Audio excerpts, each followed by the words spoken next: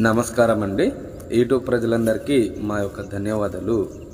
ఈరోజు అతి శక్తివంతమైన మరుగుమందులో ఉపయోగించే చెట్లని నేను చూపిస్తాను. మనకి ఒకటి వచ్చేసి లిక్విడ్ వస్తుంది. వారి యొక్క తలకు, బట్టలకు, చెప్పులకు, ఒంటికి రాసేది లిక్విడ్ అండి. రెండోది వచ్చేసి మనం ఏదైనా తినేతాయి ఆహారంలో పెట్టి తినిపించాలి. వారి యొక్క పౌడర్ వస్తుంది. మనము మరుగుమందులో అనేది ఈ విధంగా రెండు రకాలు ఉంటుంది.